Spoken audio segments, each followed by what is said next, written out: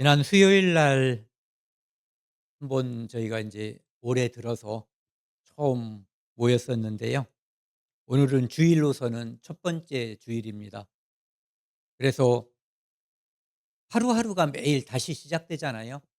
그리고 우리가 살아있는 동안 한 해가 또 늘 시작되고, 그래서 시작 앞에 오늘 또다시 한 주가 시작되고 하루가 시작되고 한 달, 1 년이 시작된다는 의미에서 또다시 시작이라는 의미로 주제로 오늘 함께 말씀을 나누고자 합니다. 오늘 주제 말씀은 우리가 어떻게 보면 가장 잘 아는 말씀, 창세기 1장 1절 말씀입니다. 같이 읽겠습니다. 태초에 하나님이 천지를 창조하시니라. 함께 기도하시겠습니다. 하나님 아버지, 감사합니다. 또 한 해가 밝았습니다. 올해 처음 맞는 주일을 맞아 하나님 말씀 앞에 저희 모아주셔서 감사드립니다. 올 한 해를, 또 오늘 하루를 우리에게 허락해 주신 것은 우리가 하나님 앞에 할 일이 있고, 또 하나님께서 우리에게 기대하시는 일이 있으시기 때문이라고 생각합니다. 하나님, 올 한 해에도 저희가 하나님 앞에 성도로서 올바로 살고, 다른 사람들 앞에서도 그리스도인이라고 하는 것을 나타내고, 그것을 통해서 복음을 전할 수 있는 그런 시간과 기회를 허락해 주십시오. 오늘 처음부터 끝까지 하나님께 의지합니다. 하나님께서 함께해 주셔서 하나님의 거룩한 뜻만이 나타날 수 있도록 인도하여 주옵소서. 이 모든 말씀 우리를 구원해 주신 예수 그리스도 이름으로 감사하며 기도드렸습니다. 아멘. 태초에 하나님이 천지를 창조하시니라. 이거 믿으시는 분 한번 손 들어 보세요. 하나님께서 천지를 창조했다는 걸 믿으시는 분. 앞에 계신 두 분은 아직 안 믿으세요? 네. 이게 믿어져야지 되는 거예요. 이게 우리의 믿는 믿음의 출발점이에요. 이것이 내가 마음속에 믿어져야지 하늘도, 우리가 딛고 사는 이 땅도, 우리가 우리 눈에 보이는 것들과 보이지 않는 것들을 하나님께서 친히 창조하셨다는 것, 하나님께서 만드셨다는 것을 마음속에, 그것이 믿어져야 우리 믿음의 시작되는 거예요. 그래서 앞에 계신 두 분도 그것이 믿어지도록 하기 위해서는 다른 방법이 없어요. 하나님 말씀을 체계적으로 쭉 들으시면, 그리고 하나님께 나를 불쌍하게 여겨달라고, 나를 믿어지게 해달라고 기도하면은 하나님께서 그 기도를 들어주셔요. 불쌍한 영혼을 구원하는 것이 하나님께서 기뻐하시는 일이거든요. 그래서 그런 일이 분명히 벌어집니다. 우리의 존재가 여기서부터 시작되거든요. 이 세상에 있는 만물들이 이 짧은 문장 속에 그것이 어떻게 시작됐는가가 여기에 들어있는 거예요. 이 일이 있기 전에도 뭔가가 있었어요. 그런데 그때는 시간이 없었을 때거든요. 영원 속에서 계신 하나님께서 이제 태초에 하나님이 천지를 창조하시고 이 일로 인해서 시간을 만드셨고, 이 시간 속에서 우리와 같은 사람을 창조하셨고, 사람이 삶과 죽음을 통해서 지금까지 역사가 이어져 온 거예요. 그 시작이 여기서부터 시작된 거예요. 그때 처음 시작됐을 때는 하나님께서 첫날부터 여섯째 날까지 창조를 시작하기 전에는 이게 무슨 의미인지 저는 정확히 몰라요. 그런데 어쨌든 혼돈과 공허가 있었어요. 그런데 나중에 이것이 보면은 31절에 1장 31절에는 하나님이 보시기에 그 지으신 모든 것이 보시기에 심히 좋았다라고 되어 있어요. 그러니까 하나님이 창조 사역을 마쳤을 때 하나님께서 바라보는 그 피조물들의 세상 세계는 매우 좋았다. 하나님께서 만족하셨다라고 되어 있는 거예요. 저는 이 말씀에서 그거를 생각해 봐요. 우리가 아직 구원받기 전에는 우리는 혼돈과 공허 속에 있어요. 무엇이 우리의 삶의 목표인지, 무엇을 향해서 우리가 가야 될지 모르는 혼돈 속에 있거든요. 그리고 우리가 무언가를 많이 가지고 있다든지 뭔가를 이룬 것 같아도 마음속에 내 마음의 남모를 허공이 있다고 공허하거든요. 그런데 우리가 하나님을 믿게 되고 예수 그리스도를 내 구주로 믿게 되면 그 모든 것이 만족한 것으로 바뀌어요. 그때 하나님께서 보시기에 심히 좋았더라. 앞에는 좋았더라, 하나님이 보시기에 좋았더라 그랬는데 맨 마지막에는 심히 좋았더라 이렇게 되어 있거든요. 그러니까 하나님께서 우리가 예수 믿는 사람, 진정으로 예수 믿는 사람이 됐을 때 아마도 하나님의 심정이 이런 걸 거예요. 심히 좋았더라. 그러니까 어떤 사람의 자녀로 우리는 이 땅에 태어나거든요. 어떤 아버지, 어떤 어머니의 자식으로 이 땅에 태어나요.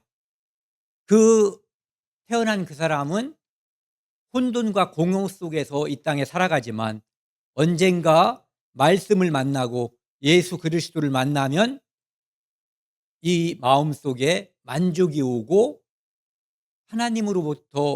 하나님께서 주시는 평강과 기쁨, 즐거움, 그것이 우리를 찾아오게 되는 거죠. 여기 이것은 제가 직접 찍은 사진은 아닌데 상당산성에서 보이는 일출이라고 그래요. 누가 찍어서 올린 걸 제가 가져온 거예요. 이 해는 오늘 해 안 떴죠. 떴는데 안 보이는 거거든요. 해는 늘 뜨는데 보이지 않을 때도 있어요. 그런데 우리는 믿어요. 안 보여도 해가 있다는 것을. 그런 게 믿음이거든요. 눈에 보이지 않지만 믿는 거예요. 왜? 하나님께서 반복적으로 그렇게 해주셨기 때문에 어느새 우리는 그것을 기정사실로 받아들이고 있어요. 지금 낮이라서 달이 보이지 않지만 달이 어딘가에 지금 있을 거예요. 그렇죠? 그리고 둥근 달도 보이고 어떤 때는 이렇게 초승달도 보이고 어떤 때도 숫제 안 보이는 그런 날도 있죠. 그럼에도 불구하고 낮에도 달이 안 보이는 때에도 우리는 달이 있다라고 믿는 거예요. 왜냐하면 하나님이 만드셨고 늘 보이게 해주셨기 때문에 어느새 우리 마음속에 믿음이 생겼어요. 달이 있다. 안 보이는 날에도 있다라고 알게 되는 거예요. 그런 것들이 우리 믿음의 시작이에요. 하나님이 주신 만물을 바라보면서 그것이 하나님께서 만드신 작품이라고 하는 것을 인정하는 거. 여기부터 시작하는 거거든요.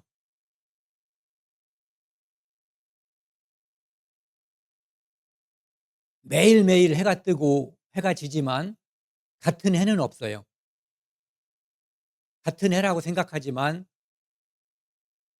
우리 이 지구가 이렇게 해를 돌고 있고 이 해는 또 우주에서 은하를 중심으로 돈다고 하거든요. 제가 본 건 아니에요. 그런데 제가 그걸 믿고 있어요. 그리고 이 해가 매일매일 다른 위치에 존재하게 되는 거거든요.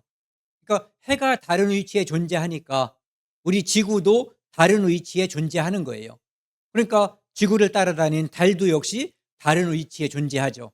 그러니까 어제의 해와 어제의 달과 이런 것들이 어제의 내가 오늘과 다르잖아요. 거울 보면은 똑같아 보일지 모르지만 분명히 그 미세한 차이를 우리가 발견하지 못하지만 점점 늙어서 이런 모습이 돼 있는 거예요. 하루하루는 잘 모를 수도 있어요. 예전에 제가 어렸을 때 들으니까 그 천자문이라고 하는 것을 쓴 사람이 창힐이라는 사람이요. 그분이 천자문을 다 쓰고 나서 하룻밤에 그걸 다 썼는데 머리가 하얗게 쉬었다고 그래요. 그러니까 심한 스트레스나 어떤 고통이 있으면 하루 사이에도 굉장한 변화도 가져오게 되는 것 같아요. 그런데 어쨌든 우리 일반적으로는 조금씩 변하지만 매일매일 새로워지지만 매일매일 늙어가고 있고, 하루 자고 나면 하나님 만날 그날이 하루 더 새로워진다라고 하는 것을, 그러니까 부정적인 의미를 생각하면 '아이고 늙어서 어떡하나.' 이렇게 생각할 수가 있는데, 그 하루가 하나님 만날 날, 예수 그리스도를 우리가 만나는 그날이 하루 다가온다고 하는 기쁨의 날인 거예요. 매일매일이. 자고 나면 기뻐 줄 수 있는 거죠. 그러니까 우리는 그것을 기쁘게 받아들여야 하는 거예요.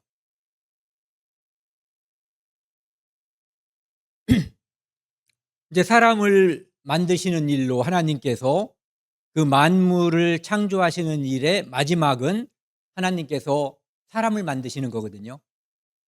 이 하나님께서 사람을 만드셨기 때문에 오늘날 내가 존재하는 거예요. 그거 생각해 보셨어요? 저도 오늘 아침에 이 말씀을 다시 한번 이렇게 보면서 그 생각이 들더라고요. 처음에 언어는 무엇이었을까?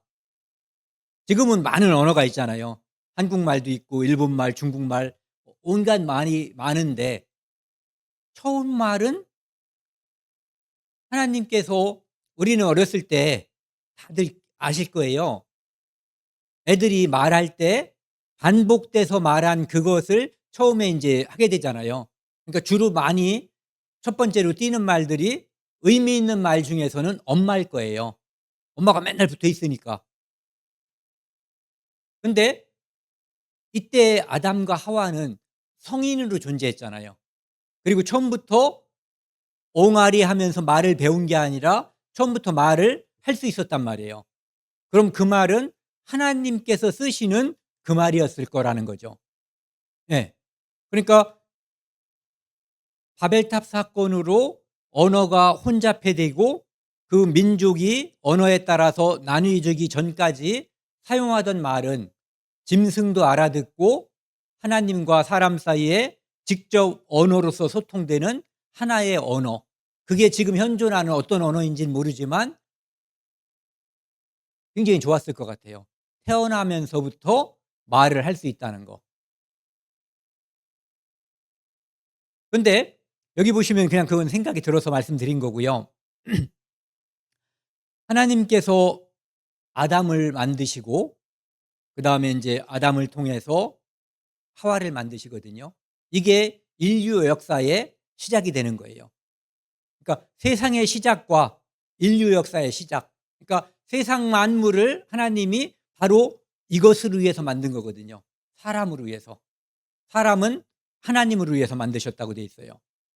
근데 여기 보면은 아담이 뭐라고 그랬냐면은, 자기 몸에서 하와가, 아내가 탄생한 그 모습을 보고 하나님이 이제 아담에게 이끌어 오시니까 이는 내 뼈 중에 뼈요 살 중에 살이라 라고 이야기했어요. 이 말씀은 훗날 나중에 예수 그리스도가 십자가에 달려서 죽음으로 인해서 그곳에서 그 죽음을 통해서 탄생하는 교회의 모습을 미리 보여주는 그런 것이라고 생각을 합니다. 그러니까 어쨌든 이 창세기에서는 인류 역사, 사람의 역사도 우리 모든 사람들의 첫 번째 조상, 그다음에 교회의 탄생을 알리는 그 모습이 함께 보여지는 거라고 생각이 듭니다. 그리고 또 무슨 시작이 창세기에 나와 있냐면은, 하나님께서 아담과 하와가 죄를 졌잖아요. 그러니까 죄의 시작이 나와 있어요. 그런데 그 죄인을 하나님께서는, 인용을 여기 이 위에 있는 건데 창세기 3장 15절에 보면은 나중에 여자의 후손이 뱀의 머리를 밟아버릴 게 나와 있잖아요. 그러니까 예수 그리스도를 통해서 사람을 다시 구원하실 것을 미리 말씀해 주시고, 그리고 그것보다 더 구체적으로 가죽옷을 지어서 그 아담과 하와에게 입혀 주시거든요. 아담과 하와가 하나님께 범죄함으로 말미암아 지금 이제 그들은 쫓겨나지만, 맨 밑에 이제 쫓겨나는 게 나오거든요. 쫓겨나지만 하나님께서는 그들에게 가죽옷을 입혀 주신 거예요. 구원해 주실 것을 미리 약속해 주신 거죠. 혹시 애들이 잘못해 가지고 집 밖으로 쫓아내 보신 적 있으세요? 아니면 자기가 쫓겨나 본 적이 있든지. 그것은 반성하고 돌아오라는 뜻이지 영원히 나가서 죽으라는 뜻은 아니에요. 어떤 부모도. 그쵸? 예. 그래서 여기 보시면은 하나님이 그 사람을 쫓아내시고 에덴 동산에서 쫓아낸 거예요. 그리고 함부로 허락 없이 돌아올 수 없게끔 그룹과 불칼을 둔 거예요. 이렇게 돌아가는 불칼을. 이게 만약에 선악과라면, 이것을 생명나무라면 이 생명나무를 따먹지 못하게 여기에 그룹이라고 하는, 그냥 천사라고 할게요. 이것을 둬서 지키게 하고 불칼을 둔 거예요. 휙휙 돌아가는데 누군가가 접근하면 쏘아서 또는 맞춰서 죽여버리는 거죠. 그러니까 함부로 사람들이 접근하지 못하게. 누구만 접근할 수 있어요? 허락받은 사람만.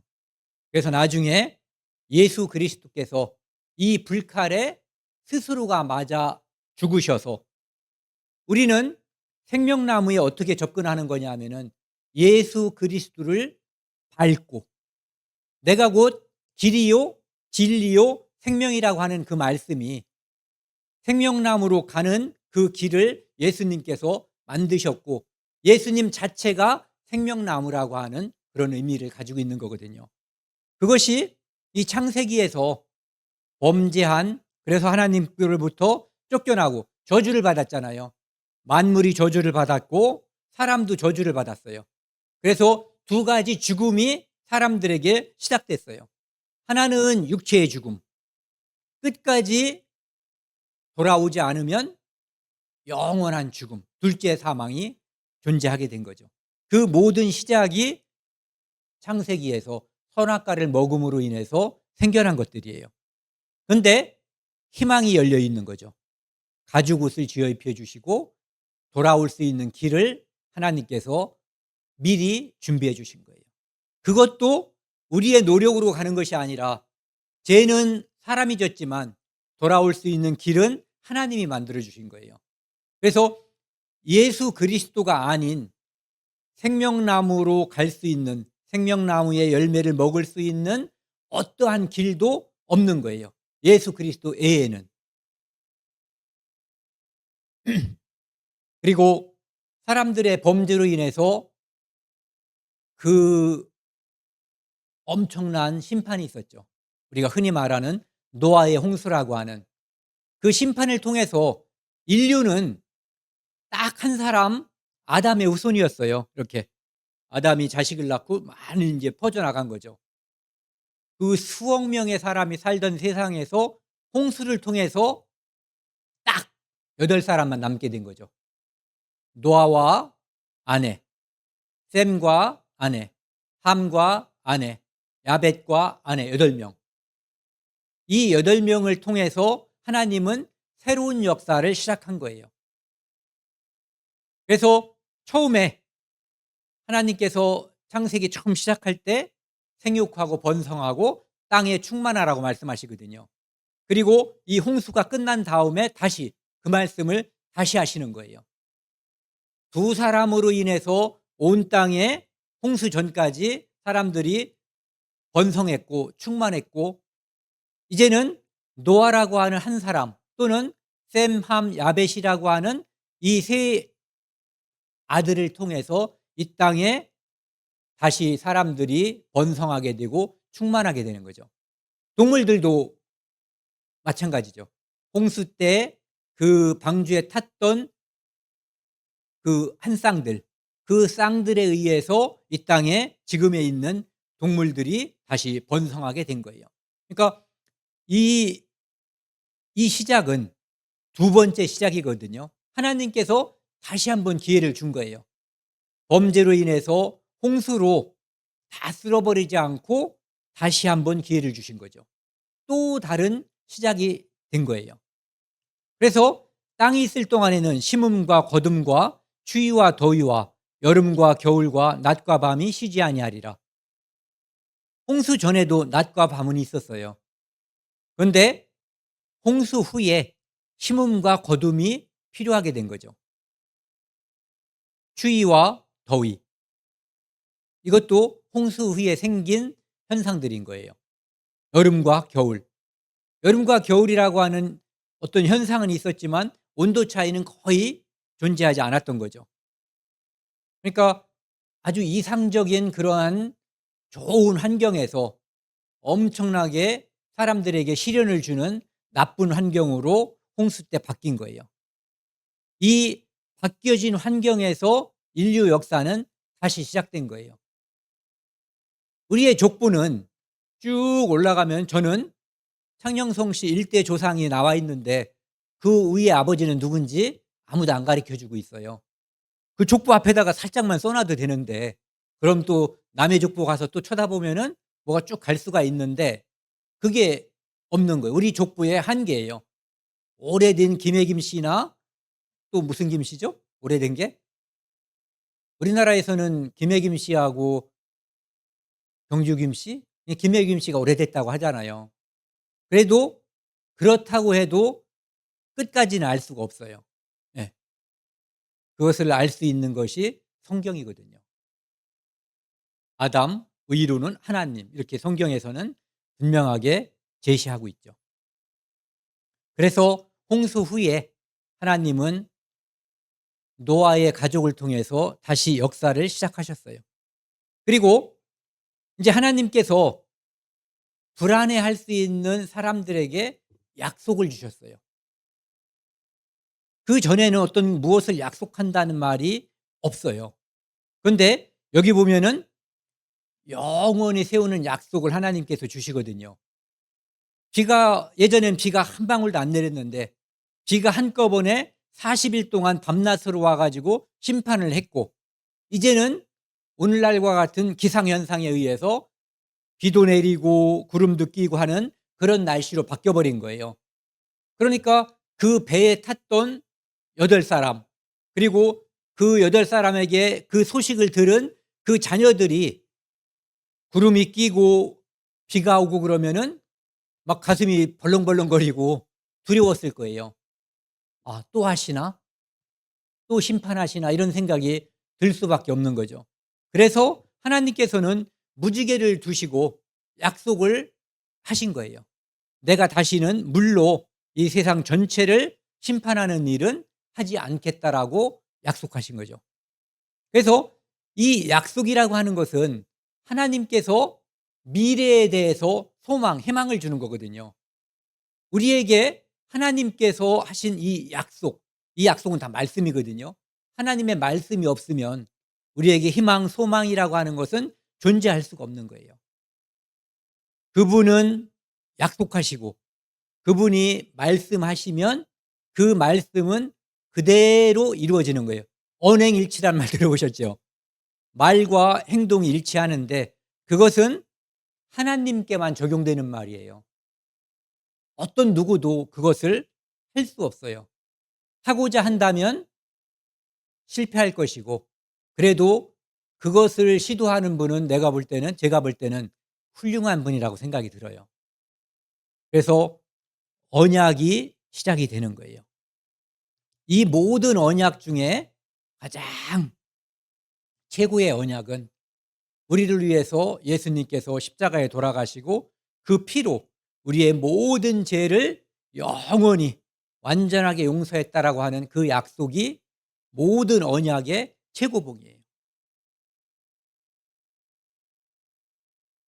하나님께서 첫 번째 사람들에게 이제 다 쓸어버렸어요. 죄로 인해서. 그리고 노아를 통해서 역사를 다시 시작하셨고, 바벨탑에서 전 세계의 사람들을 흩으셨고, 언어가 여러 가지, 이제 민족이 여러 민족이 생겼죠. 그중에 한 사람을 하나님이 다시 선택한 거예요. 참 신기하지 않아요?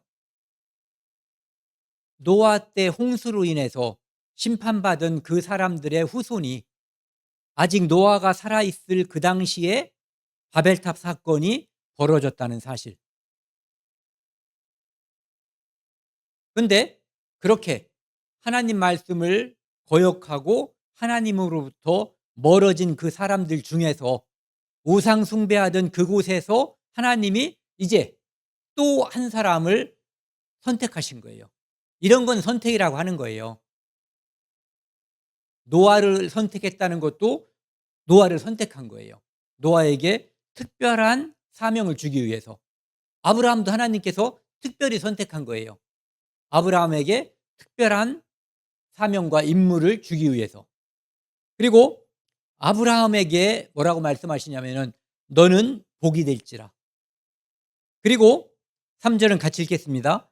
너를 축복하는 자에게는 내가 복을 내리고 너를 저주하는 자에게는 내가 저주하리니 땅의 모든 족속이 너로 말미암아 복을 얻을 것이라 하신지라.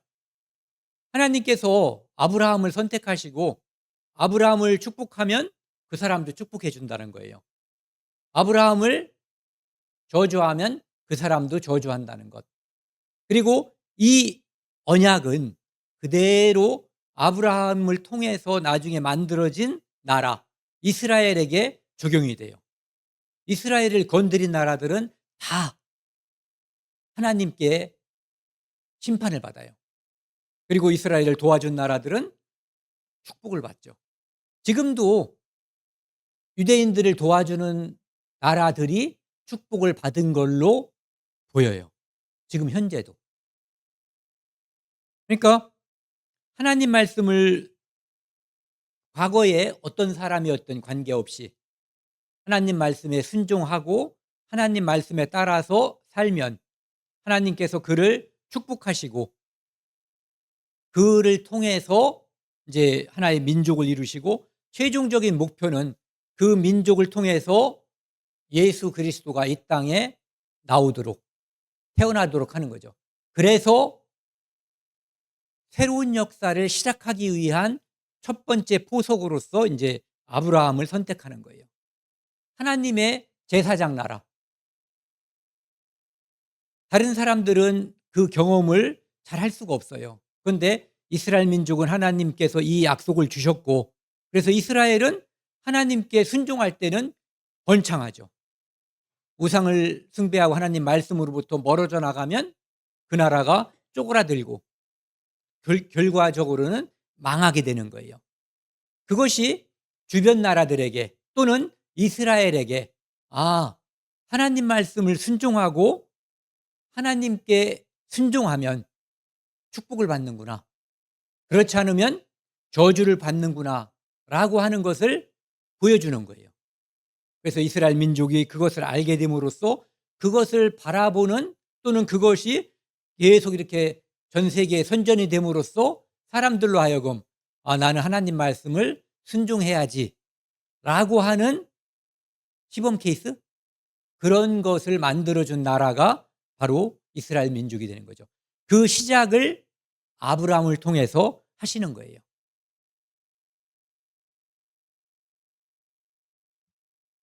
결과적으로는 믿음을 통해서 하나님께 축복받는다고 하는 것을 보여주려고 하는 거죠. 아브라함이 비록 늙었지만 하나님께서 너를 통해서 자식이 태어난다 라고 하는 말씀을 아브라함이 믿었기 때문에 그것을 하나님이 의로 여겨준 거거든요.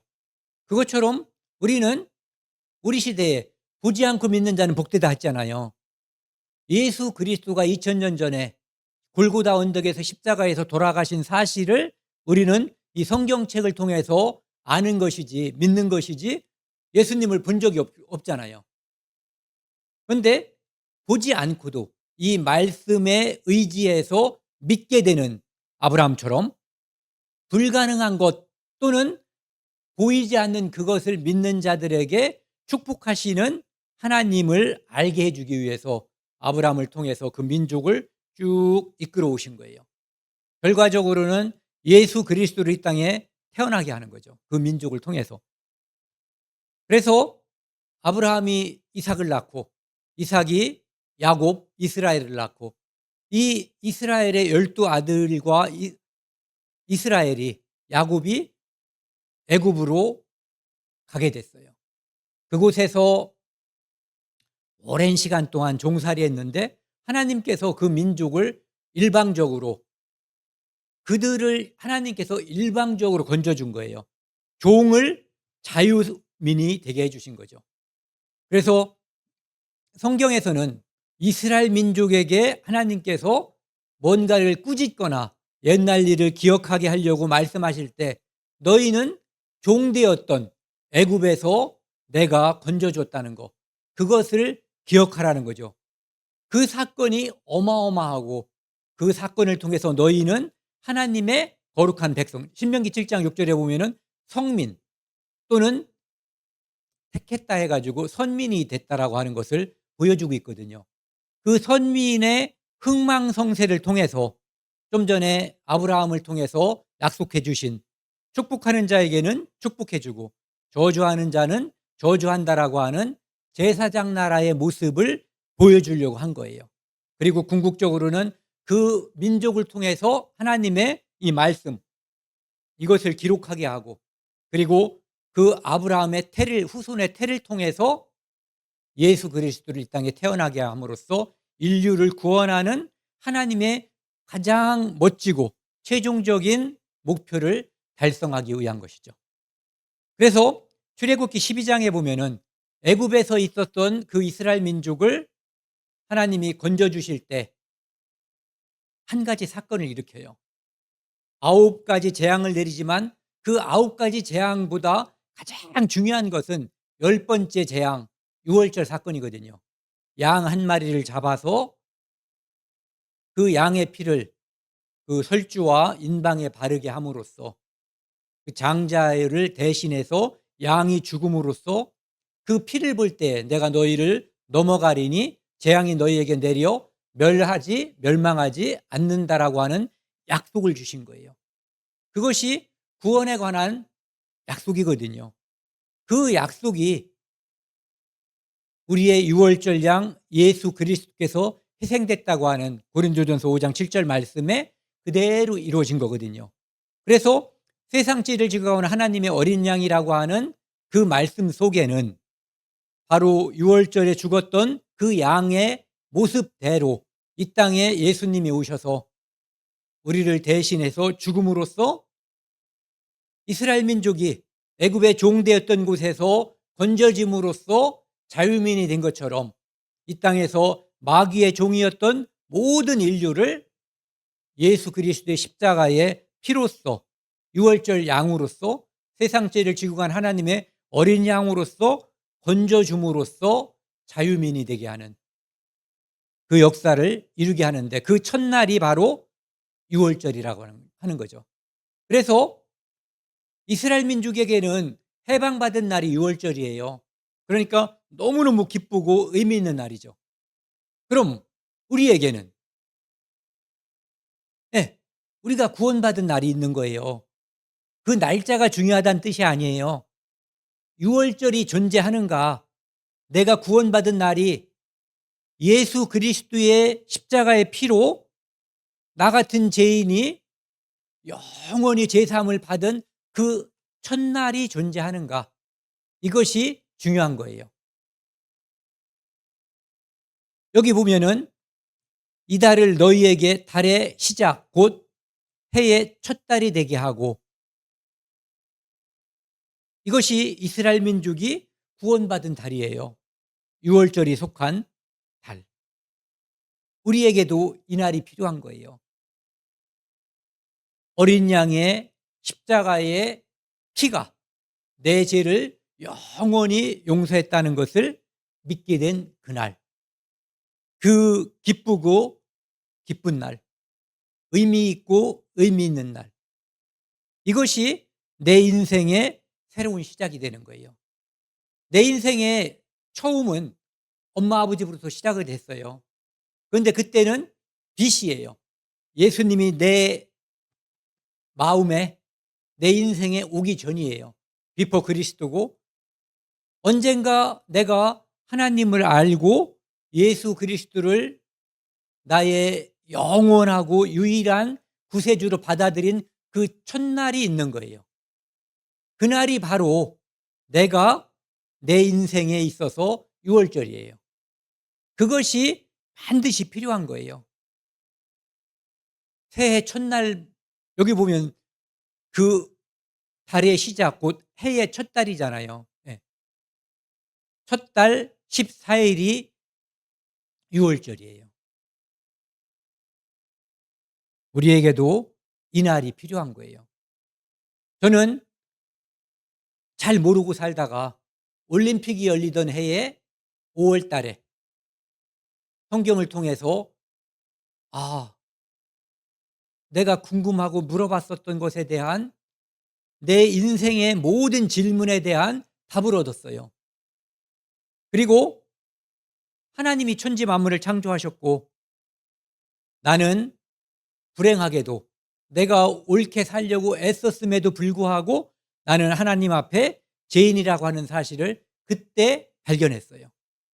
그리고 누군가가 나를 대신해서 죄값을 지불하지 않으면 내가 영원한 심판에 처해진다는 것을 알게 됐고, 나를 위해서 대신 십자가에서 죽으신 분이, 내가 그전에 빤스바람에 자꾸 저 위에 올라가 있다라고 그림에서 봤었던 그분 예수님이 다른 사람이 아닌 나 자신을, 저를 위해서 피 흘리고 대신 돌아가신 분이라고 하는 것을 그때 알고 그때 믿게 됐어요.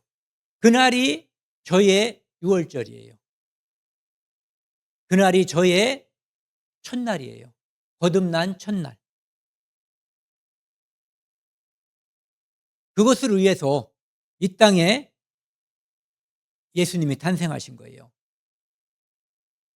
구약에서는 메시아, 그리스도를 보내주겠다라고 하는 약속이고, 신약은 처음에 이렇게 시작을 해요. 아브라함과 같이 한번 읽겠습니다. 아브라함과 다윗의 자손 예수 그리스도의 계보, 족보라. 아브라함을 통해서 이스라엘 민족이 만들어졌고, 유다를 통해서 다윗 왕이 태어났고, 다윗 왕을 통해서 예수 그리스도가 이 땅에 왕족으로 오셨어요. 그리고 그분은 하나님의 아들. 그분이 이 땅에 오신 이유는 처음부터 명확하게 밝혀져 있죠. 자기 백성을 그들의 죄에서 구원할 자인 거예요. 그러니까 그분은 이 땅에 오신 목적이 대속물로 오신 거예요. 대신 피 흘려 죽음으로써 그분이 사랑하는 백성들의 죄를 구원하기 위해서 이 땅에 태어나신 거죠. 그것이 신약 성경의 시작이에요. 이것, 아브라함과 다윗의 자손 예수 그리스도의 계보라, 족보라. 그래서 예수님은 이렇게 태어났다는 거예요. 그러면 예수님을 통해서 태어난 족보가 또 쭉 있을 거예요. 그렇죠? 저는 그 족보를 한번 만들어 보고 싶은데 제 위로 2대까지밖에 몰라요. 2대까지. 결국은 사도까지 연결될 거 아니에요. 사도 위엔 예수님이고. 하나님은 다 알고 계실 거예요. 왜냐하면 하나님께서 상급을 주시기 위해서 다 기록해 놓고 계실 거예요. 그래서 마가복음에서는 하나님의 아들, 같이 읽겠습니다. 하나님의 아들 예수 그리스도의 복음의 시작이라. 이 성경의 모든 역사는 이것을 위해서 기록된 거예요. 복음을 위해서. 과거의 구약 성경도 신약 성경도, 사복음서라고 하는 마태, 마가, 누가, 요한복음도, 그 다음에 사도 바울의 편지들, 베드로의 편지, 요한의 편지, 요한계시록, 이 모든 것들이 결국은 복음을 위한 거예요. 그러니까 이 성경의 모든 시작은 복음으로 시작해서 복음을 위해서 시작한 거예요. 그리고 복음으로 끝나는 거죠. 복음이 이 마음속에 믿어졌는가 믿어지지 않았는가에 따라서 하나님은 마지막 심판을 하시는 거예요. 그러니까 시작도 복음, 끝도 복음인 거죠. 그러니까 예수님이 이 땅에 오셨을 때 무슨 말씀을 하셨냐면은 이미 믿는 자에게는 심판, 믿지 않는 자에게는, 아니 거꾸로죠. 믿는 자에게는 구원, 믿지 않는 자에게는 심판. 그래서 예수님이 이 땅에 오셨을 그때부터 예수님이 다시 올 때까지 기회가 있기 때문에 그때를 마지막 때라고 보는 거예요. 이 시간 동안에 많은 세대와 많은 사람들이 존재하지만 이 사람들은 각각의 마지막 때를 살다가 어떤 사람은 믿고 하나님의 품에, 어떤 사람은 믿지 않음으로 인해서 영원한 멸망, 불과 유황으로 타는 불못에 빠지게 되는 거예요. 그 모든 시작이 예수님이 이 땅에 하나님의 아들이 메시아로, 그리스도로, 구세주로 오심으로써 시작되는 거예요.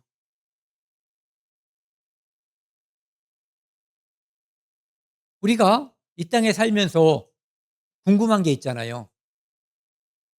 대강 짐작을 하지만 정말 궁금한 게 있어요. 꽃들이 다 예쁜데 어떤 꽃은 더 이뻐. 그렇죠? 그것처럼 우리가 변화했을 때 우리는 어떤 모습일까라는 것이 궁금하기도 해요. 그것을 우리가 성경에서 이렇게 얻을 수가 있는데 어떤 대강 짐작할 수 있는 것이 예수님이 부활했을 때의 모습이에요. 그래서 제자들한테 갑자기 탁 나타났다가 갑자기 사라지는 그런 모습들. 그리고 제자들이 예수님을 바라봤을 때 처음에 그 모습을 보고 구별하지 못했다는 거죠. 그런데 신기하게 변화산에서 예수님이 세 사람을 데리고 올라가죠. 베드로, 요한, 야고보. 그때 예수님이 여기 보시면은 기도하러 산에 올라갔는데 기도하실 때에 갑자기 같이 읽겠습니다. 여기서부터요. 기도하실 때에 용모가 변화되고 그 옷이 휘어져 광채가 나더라. 문득 두 사람이 예수와 함께 말하니 이는 모세와 엘리야더라. 예수님은 같이 갔으니까 거기 계셨단 말이에요. 그런데 함께 있지 않았던 모세하고 엘리야가 갑자기 나타난 거예요. 우리가 영화에서는 이런 거 많이 보죠. 갑자기 저는 예전에 그거 어떻게 하나 그랬어요. 그런데 여기까지 찍고 그다음에 찍으면 되는 건데 진짜로 나타나는 걸로 제가 몰입이 됐던 거죠. 그런데 이런 장면은 찍었다가 말았다 하는 게 아니잖아요. 진짜 갑자기 모세와 엘리야가 팍 나타나고 그다음에 다시 사라진 그 장면이거든요. 그래서 사람들이 그런 문제를 내잖아요. 모세는 가나안 땅에 과연 들어갔을까 못 들어갔을까? 정답은 들어갔다. 살아서는 못 들어갔고 부활해서 이 장면이 바로 모세가 가나안 땅에 들어간 장면이에요. 부활하면 뭐든지 가능해요. 예수님과 변화된 모습으로 이것이 우리가 지금 우리는 영생하는 거예요, 이미. 무릇 살아서 나를 믿는 자는 죽어도 살겠고 살아서 나를 믿는 자는 영원히 죽지 아니하리라. 지금 우리는 이미 영생하고 있거든요. 그런데 이 육체는 죽을지도 몰라요. 꼭 죽는다는 뜻은 아니에요. 예수님이 우리가 죽기 전에 오시면 우리는 죽음을 맛보지 않고 변화해요. 이미 돌아가신 성도는 부활할 것이고 살아있는 성도는 지금 모세와 엘리야처럼 모세는 부활했고 엘리야는 변화한 거예요. 엘리야는 죽지 않았으니까. 모세는 죽었었고. 우리도 그러한 모습으로 바뀔 거라고요. 그것이 우리가 영원히 사는 그 첫 시작이에요. 아마도 그 일은 예수님이 공중에 재림하실 때 수많은 수많은 예수님을 믿었던 성도들이 부활할 것이고, 그때 우리가 다행히 살아있다면 변화될 거예요. 마치 이렇게 용모가 변화되고 그 옷이 헤어져 광채가 나더라. 그때도 홀랑 벗은 건 아니고 하나님이 뭔가 하얗고 멋진 옷을 주시는 것 같아요. 공짜. 하나님이 주시는 건 다 공짜예요. 구원도 공짜, 예전에 아담과 하와에게 주셨던 가죽옷도 공짜, 예수님의 십자가의 보혈도 공짜, 이 땅의 공기도 지구도 해와 달도 다 공짜. 그것을 누리며 살면서 하나님이 계시니 안 계시니 하는 것은 큰 죄인이라는 증거예요.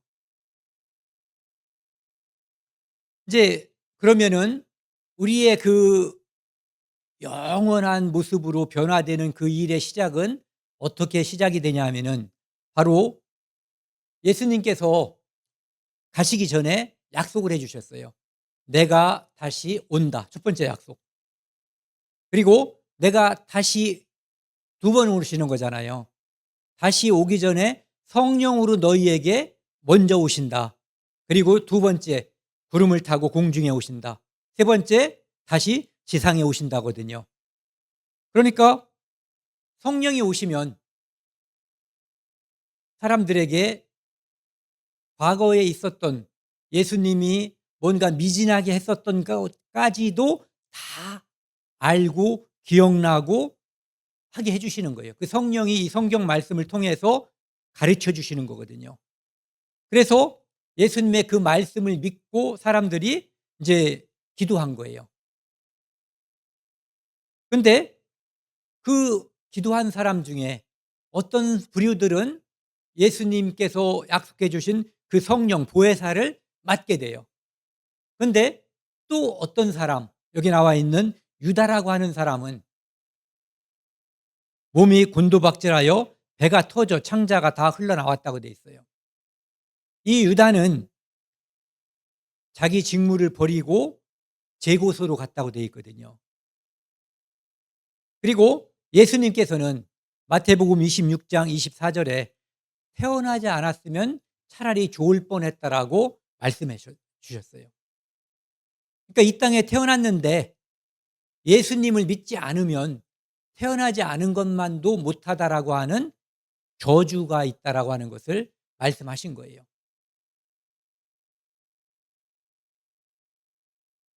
이 땅의 모든 사람의 두 번째 시작이 꼭 필요한 거예요. 거듭난다는 거. 첫 번째 시작은 엄마 앞에서 엄마 아버지를 통해서 태어나는 거. 두 번째 시작은 예수 그리스도를 구주로 믿고 다시 한번 태어나는 거, 거듭나는 거거든요. 그것이 진정한 우리 인생의 시작이 되는 거예요. BC에서 AD로 건너가는 거예요. 주전에서 주후로 건너가는 거죠. 어떤 사람들은 그 모임이 교회가 됐고, 이 유다는 저주를 받아서 영원한 불못에 들어갔어요. 오순절에 성령이 오셔가지고 마치 불의 혀처럼 이렇게 사람들에게 가시적인 눈에 보이는 모습으로 성령의 역사가 이루어졌어요. 사람들이 예수님이 말씀하신 보혜사 성령이 오셨구나. 각 사람에게 하나씩 임했다는 거예요. 저는 이 말씀을 읽으면서 예전에 그 손오공 같은 거 보면은 툭 해서 머리카락을 뿌리면은 막 여러 개가 막 나타나잖아요. 이 장면을 보고 사람들이 착안했나 이 생각도 들어요. 그들이 4절 같이 읽겠습니다. 그들이 다 성령의 충만함을 받고 성령이 말하게 하심을 따라 다른 언어로 말하기 시작하니라. 이 언어는 자기들이 원래부터 익혔던 그 언어가 아니라 다른 언어인 거예요. 배우지 않았던 언어. 우리에게서도 우리는 한국말을 하는데 배우지 않은 언어가 우리 입에서 나오는 거예요. 예전에는 하나님, 예수님, 성경 이런 얘기는 저는 할 줄 몰랐어요.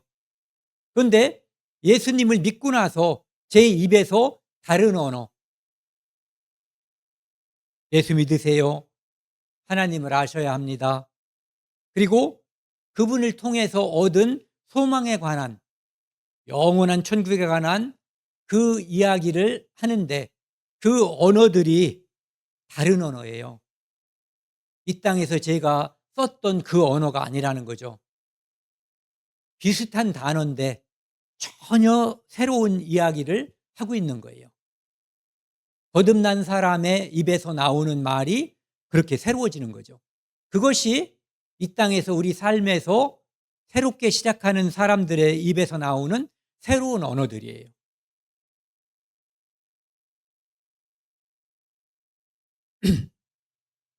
에베소서 4장 24절에는 새 사람을 받으라, 입으라 이렇게 돼 있어요. 새 사람은 우리가 스스로 되는 게 아니에요.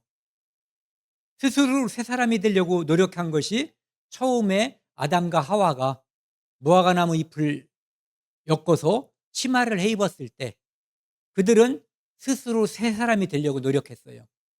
그런데 그것이 불가능하고 실패했죠.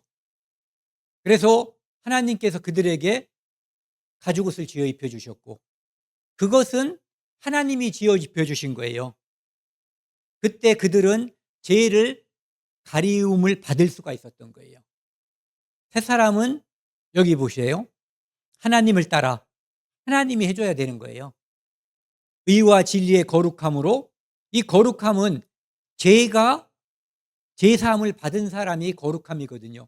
의도 죄와 반대고 진리는 예수 그리스도 자체를 가리키고 있거든요.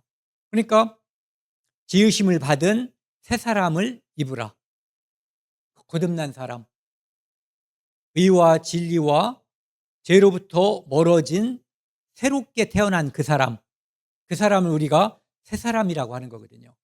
그것은 내 노력과 내 의지로 불가능한 거예요. 그럼 어떻게 새 사람을 받을 수가 있냐면은 오직 예수 그리스도를 믿음으로 가능한 거예요. 그 사람은 제사함을 받은 사람이에요. 단적으로 말하면 그 사람은 거듭난 사람이에요. 그 사람은 하나님의 자녀가 된 사람이에요. 그 사람은 이제 하늘에 대한 소망을 가진 사람이에요. 그 사람 입에서는 이제 새로운 단어, 새로운 언어가 흘러나와요. 어떻게? 하나님을 전하고 하나님의 영광을 전하는 그 말이 그 입에서 나오는 거예요. 자기 유익을 구치 않고 다른 사람의 유익을 구하기 위해서 나오는 말들이죠. 그래서 고린도후서 5장 17절에서는 그 사람을 새로운 피조물이라고 이야기하고 있어요. 피조물이라는 의미는 내가 나를 만들었다는 뜻이 아니거든요. 누군가가 나를 만들었다는 거예요. 그분이 바로 예수 그리스도, 우리의 주님이 나를 새로운 피조물, 새 사람이 되게 만들어 주신 거예요. 보라, 내가 새 것이 되었도다예요. 내가 새 것을 뭐라고 표현해야 돼요? 내가 스스로 했다면 표현할 말도 없는 거죠. 내가 불가능한 거니까. 그래서 이 새 것이 된 이 사람은 화목하게 하는 직분을 준 거예요. 어떤 직분? 하나님과 나와 죄로부터 해방이 됐기 때문에 예수 그리스도를 통해서 죄가 용서를 받았기 때문에 이제 나는 하나님과 화목하게 된 거예요. 새로운 피조물이라는 의미는 그 의미를 첫 번째로 띄고 있는 거예요. 죄로부터의 용서, 제사함으로 말미암는 구원이 새로운 피조물의 첫 번째 조건, 새 것의 첫 번째 조건이거든요. 그래서 화목하게 된 우리는 이제 우리가 받은 그 구원, 우리가 받은 그 화목을 다른 사람에게 전달할 수 있는 대사의 역할을 받게 된 거예요.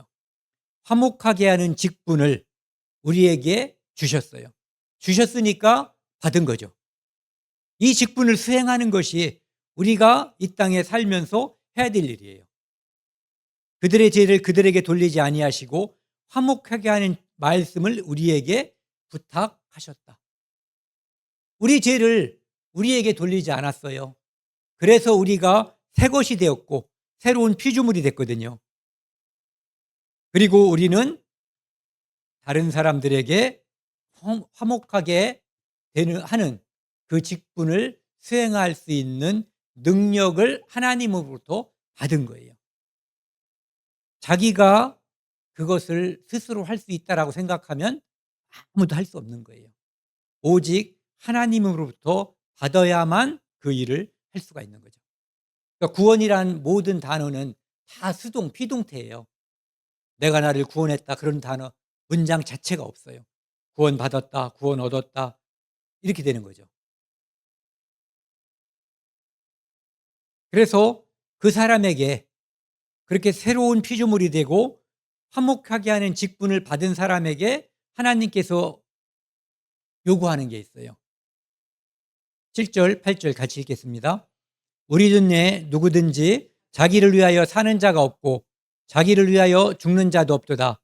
우리가 살아도 주를 위하여 살고 죽어도 주를 위하여 죽나니 그러므로 사나 죽으나 우리가 주의 것이로다. 이제 이 땅에서의 나를 위해서 필요한 것은 하나님께서 만족하게 해주신 거예요. 천국에 갈 수 있는 자격, 하나님의 자녀가 될 수 있는 그 자격, 신분을 하나님이 주셨어요. 그러니까 내가 나를 위해 살 수 있는 일은 아무것도 없어요. 내가 나를 위해서 하는 그 모든 것을 가져갈 수 있는 게 없어요. 그리고 내가 이제는 해야 될 일이 바로 이거거든요.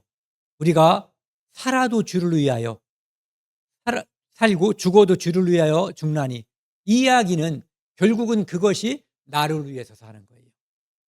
내가 주를 위하여 충성을 다하면 하나님이 그것에 따라서 우리에게 상급을 주신다고 약속해 주셨어요. 그러니까 주를 위하여 사는 것, 주를 위하여 죽는 그것이 나를 위하여 진정으로 사는 거예요. 예전에는 구원받지 않은 사람은 그것이 불가능하고 자기를 위해서 사는 것이 될 수가 없었던 거죠. 네. 그런데 이제는 주를 위하여 사는 것이 나를 위하여 사는 것이 돼버리는 거예요.